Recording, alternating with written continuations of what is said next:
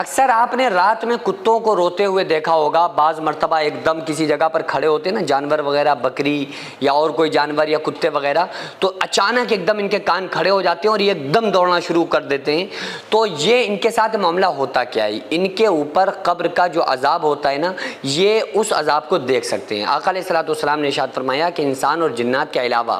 جتنی بھی مخلوقات ہیں وہ مخلوقات عالم برزخ کے عذاب کو دیکھ سکتی ہیں، یعنی وہ ان کو نظر آتا ہے۔ یعنی قبر کے اندر جو کچھ ہو رہا ہوتا ہے، اگر کتے یا اور کوئی جانور بکری وغیرہ وہاں پر ہیں تو وہ اس کی جھلکیاں اس جانور کو نظر آتی ہیں۔ اب اللہ تبارک و تعالیٰ کا آپ نظام دیکھیں کہ جانور جو ہمیں بتا نہیں سکتے ان کو وہ نظر آ رہا ہے، ہم دوسروں کو بتا سکتے ہیں تو ہمیں نظر نہیں آ رہا۔ اس کی وجہ کیا ہے کہ انسان کے لیے دنیا امتحان ہے، دنیا میں بندہ امتحان دے رہا ہے، تو اس کو اگر نظر آ گیا تو امتحان کا مطلب ختم ہو جائے گا۔ پھر جو اللہ فرما رہا ہے الذین یؤمنون بالغیب، کے ایمان والے وہ ہیں جو غیب کی باتوں پر یقین رکھتے ہیں، تو وہ تو مطلب ہی ختم ہو جائے گا۔ تو ہماری نظروں سے ان عذابات کو اللہ تعالیٰ نے پوشیدہ کر دیا، جبکہ جانوروں تک کو وہ عذاب نظر آ رہے ہیں۔ لیکن ہم تو الحمدللہ اپنے آقا کے ماننے والے ہیں، ہمیں تو قرآن پر یقین ہے، تو ہم تو یہ کہتے ہیں کہ ہم نظروں دیکھا یقین ہمیں اتنا نہیں ہوگا جتنا ہمارے نبی صلی اللہ علیہ وآلہ وسلم کی بتلائی ہوئی بات پر ہمیں یقین ہے۔ تو جو کچھ آقا علیہ الصلوۃ والسلام نے بتلا دیا ہمارا اس پر ایمان ہے۔ تو آپ صلی اللہ تعالیٰ علیہ وآلہ وسلم نے ارشاد فرمایا کہ اگر میں تم کو قبر کے اندر جو کچھ ہوتا ہے، میں اللہ سے دعا کرتا ہوں کہ وہ تمہیں دکھا دیا جائے، کہ قبر کے مناظر تمہیں دکھائے جائیں، لیکن مجھے اندیشہ اس بات کا ہے کہ تم اپنے مردوں کو دفنانا چھوڑ دو گے۔ اگر میں نے اللہ سے دعا کر دی اور اللہ نے تمہیں قبر کا عذاب دکھا دیا نا، تو پھر تم اپنے مردوں کو نہیں دفناؤ گے۔ تو اس وجہ سے آقا علیہ الصلوۃ والسلام نے فرمایا کہ میں نے اللہ سے دعا نہیں کی تاکہ کہیں ایسا نہ ہو کہ اس قبر کے عذاب کے خوف میں تم اپنے مردوں کو دفن کرنا ہی چھوڑ دو گے، اس لیے میں نے اللہ تعالیٰ سے دعا نہیں کی، ورنہ میں دعا کرتا اللہ سے کہ تمہیں بھی جہنم کے عذاب کو دکھا دیا جائے۔ لیکن انسان اور جنات کے علاوہ تمام مخلوقات اس عذاب کو سنتے ہیں۔ آپ نے اکثر دیکھا ہوگا ایک دم وہ جانور بھاگنے لگتے ہیں، کتے بھاگنے لگتے ہیں، رات کے حصوں میں یہ کتے وغیرہ روتا ہوا ان کو دیکھا ہوگا، وہ رو رہے ہیں، جانور بھاگ رہے ہیں، بدک رہے ہیں۔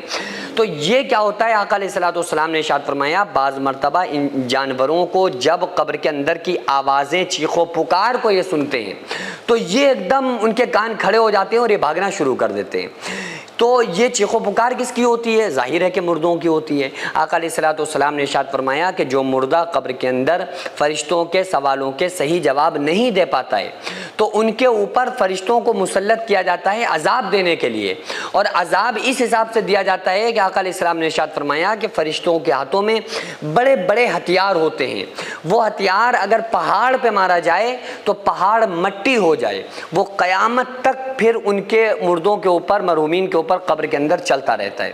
اور آقا علیہ الصلوۃ والسلام نے ارشاد فرمایا کہ جب ایک مرتبہ وہ گرز فرشتے مردے کو مارتے ہیں نا تو وہ مردہ 70 گز زمین کے اندر دھس جاتا ہے، لیکن مٹی، قبر، زمین اس کو پھر اوپر کو نکال کے پھینک دیتی ہے۔ یہ سلسلہ اس کے ساتھ قیامت تک قبر کے اندر چلتا رہتا ہے۔ تو اس وجہ سے بعض مرتبہ کتے روتے ہیں، بعض مرتبہ کتے ایک دم بدک جاتے ہیں، جانور بدک جاتے ہیں،